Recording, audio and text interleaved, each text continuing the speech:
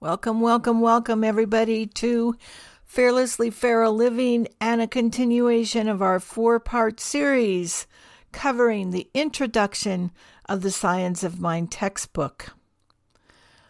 The thing itself, the way it works, what it does, and how to use it. And today we are doing the third section, what it does. So here's the introduction, and then we'll move on. Welcome again to Fearlessly Feral Living.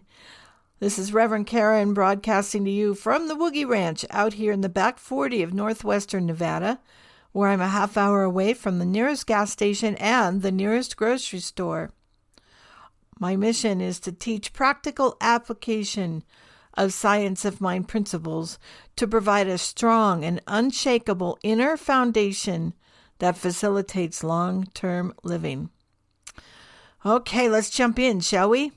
One of my most absolute favorite quotes is in this section. This quote sums up the first two sections for me and also has become one of my foundational principles. Whenever I forget who and what I am or start experiencing limitation, I remind myself of this quote. Here's the quote. It has been said that we can know God only insofar as we can become God. I'm going to repeat that. It has been said that we can know God only insofar as we can become God. Now, couple this quote with the previous section that basically said God doesn't do things but gives us the power to do things, and that it can only work through us and as us. And then we get this whammy of a quote, and I'm going to repeat it again. It has been said that we can know God only insofar as we can become God. So basically what Ernest Holmes is saying is, you want to know God more? Become God. And I can hear the objections now. I get them all the time. There is no way we can become God. And okay, you're getting a little out there now. I'm out of here. Stick around. Let me explain this. And the mild ones I get, the objections. Well, my God is different than that. Now that's an objection that I got from a religious scientist, a practitioner no less. I don't know how she missed out on this third section. But anybody who says their God is different than what it says here in this third section, please go back and reread this third section. Because if your God is different than what it's describing in this section, it is my opinion that you're limiting yourself greatly.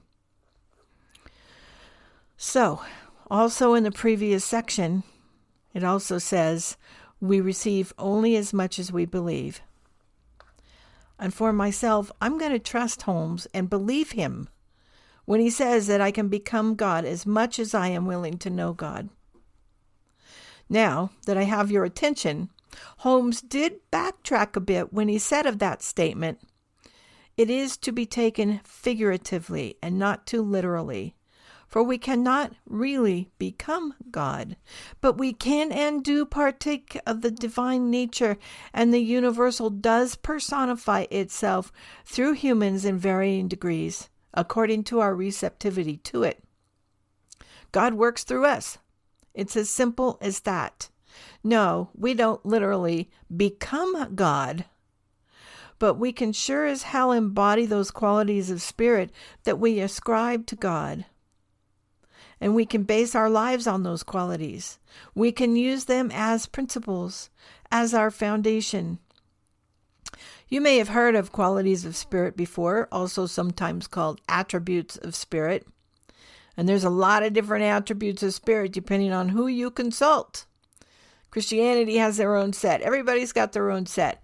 Today, for the purposes of this episode, I'm going to use a list provided by Emmett Fox, who listed these 7 attributes of spirit. Also, most commonly, there's 7 of them. I don't know why. There's 7. Here's the 7 Emmett Fox used. Life, truth, love, intelligence, soul, spirit, and principle.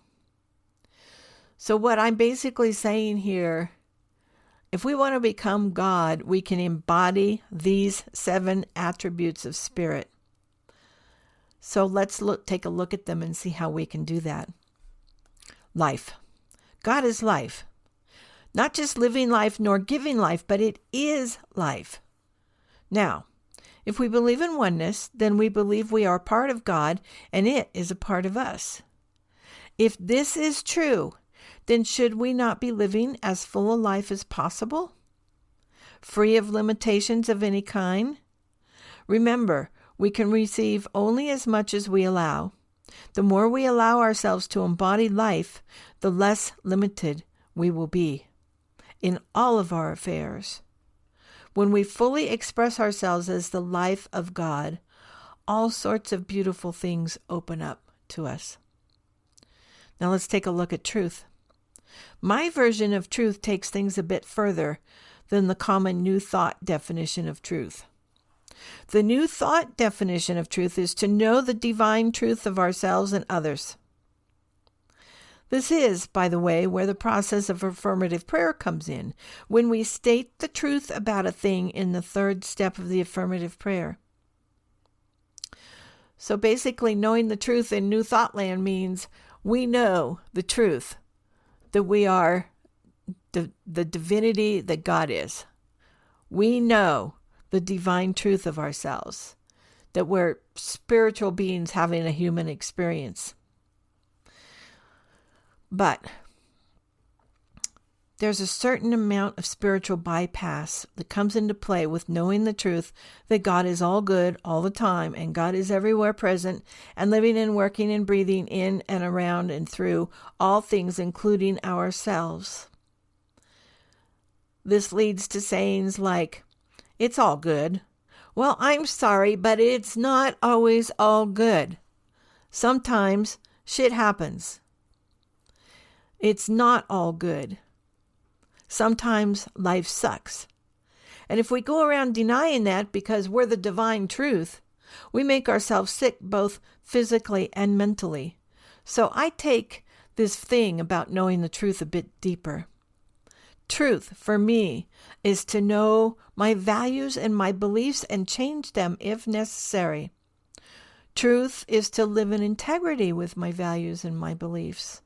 Truth is to be fully aware of all that is happening inside of me, to know my shadows, my self-imposed limitations, my fears, and what I do when I'm in fear.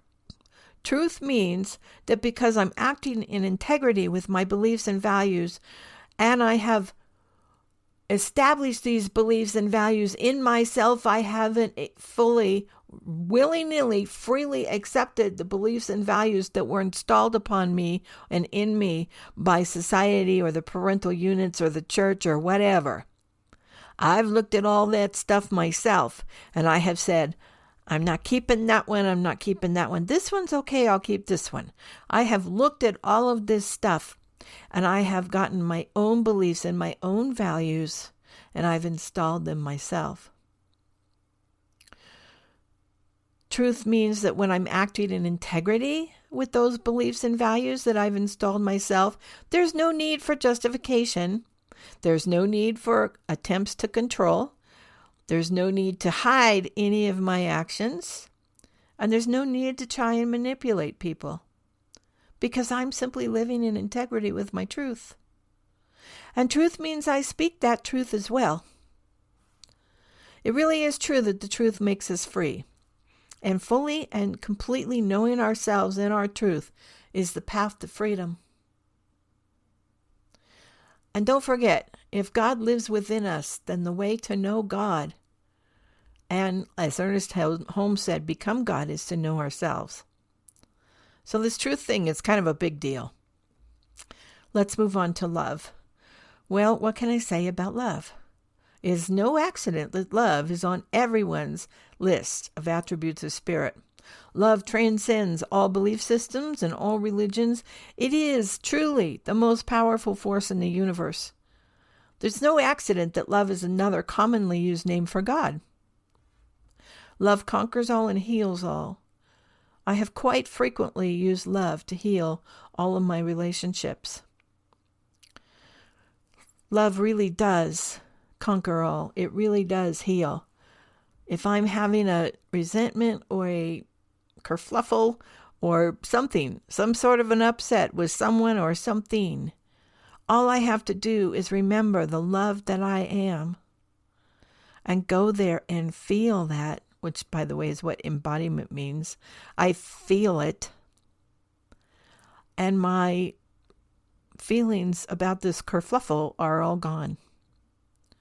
But here's the kicker with love. There's also this little thing called tough love. We can love people in such a way that we kill them. That's called enabling. We can love people in very unhealthy ways. I've been accused of being intolerant, of being hateful, of voicing hate, because I freely use tough love when I feel it necessary. When I see hatred, racism, misogyny, dishonesty, violence, manipulation, and or other forms that are all the opposite of love, I do not go silently into that good night. I call it out. And if that's hatred, so be it. But I don't think it is. In fact, I know for a fact it is not. It is calling people to higher ground, to live better, to fully live in love.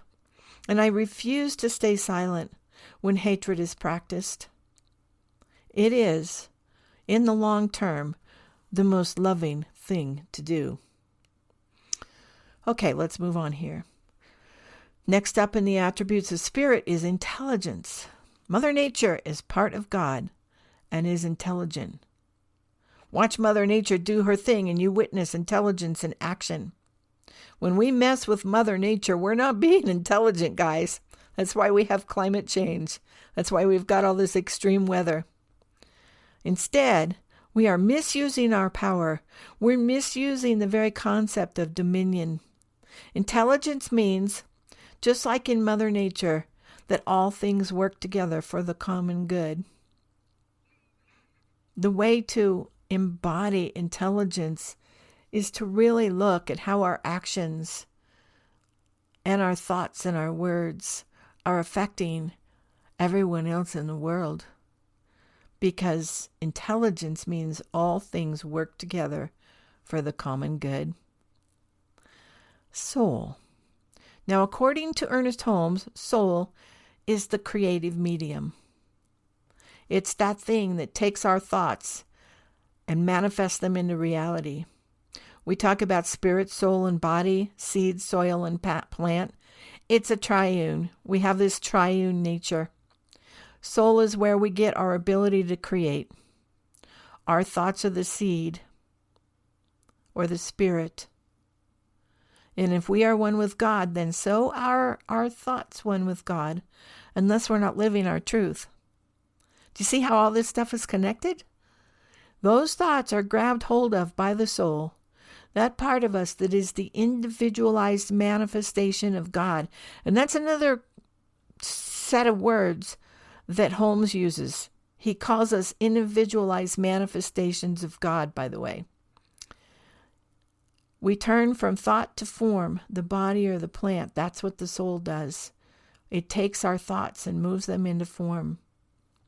The creative process is one of my most favorite topics, and I have done many, many retreats on this topic, and there are classes about the creative process. Yum, yum, yum.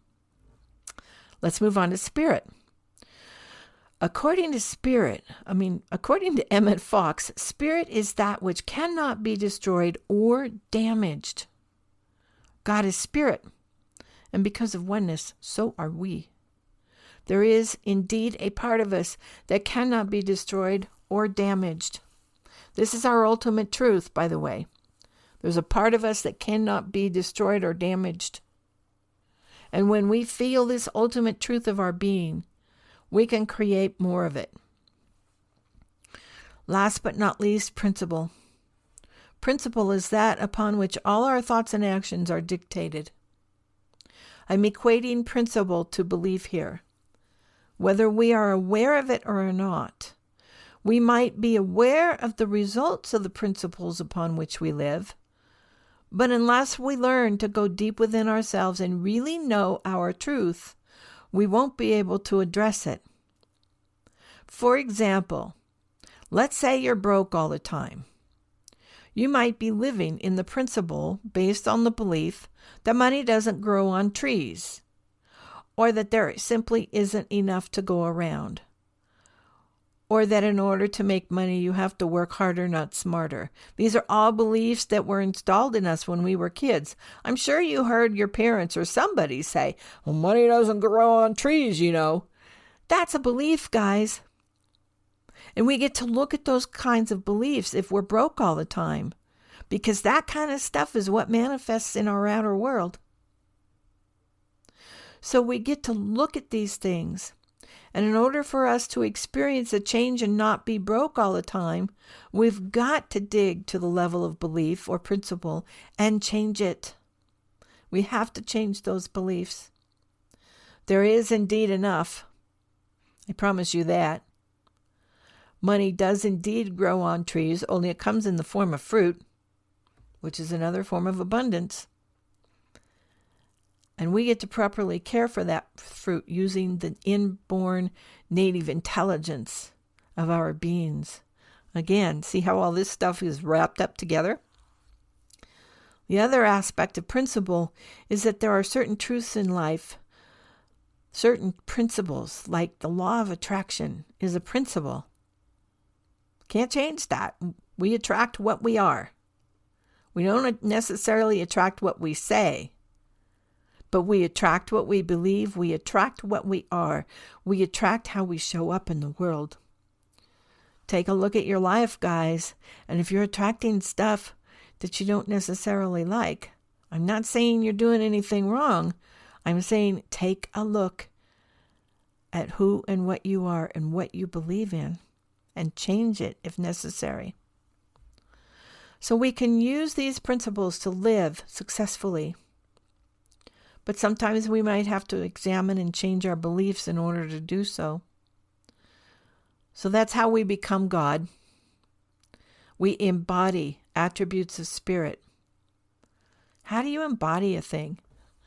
Sometimes people ask me, you embody something? What does that mean? I know it's kind of a jargony term. Here's a practical exercise. Get yourself a list of attributes of spirit. If you go to Google and you type in attributes of spirit, you'll get a whole bunch of different lists. Find one list that resonates with you. Write them down or copy and paste them into a document. Take one of those attributes at a time and set an intention to focus on that attribute, to behave in integrity with that attribute, and repeat as needed. That's how you embody qualities of spirit. And how we become God, incidentally. So I've got other qualities of spirit. Mine for this year that I just came up with a few weeks ago is enthusiasm. And it is firmly and well and completely in my consciousness, guys. Enthusiasm all the way through in everything that I'm doing. And I'm thinking about it. I'm dreaming about it. I go to bed thinking about it. I wake up thinking about it, how I'm going to be enthusiastic today and how I was enthusiastic yesterday and how that is the principle upon which I'm living this year, amongst others, but enthusiasm takes the forefront. Sometimes I'll look up the definition of enthusiasm and read what it says and internalize that and feel it. That's how we embody this stuff. So you can do the same thing with attributes of spirit. That's how you embody it. You focus on it, you think about it, you put it in your consciousness, you make it everything you are and everything you have. So that's my take on what it does, guys. One more episode to go. I hope you have enjoyed this series so far, and I very much thank you for listening. And I also thank you for your support. And I am knowing Fearlessly Feral Living for me and for you. And we are a focused ministry of Centers for Spiritual Living. And your support is, again, fully appreciated and fully tax deductible.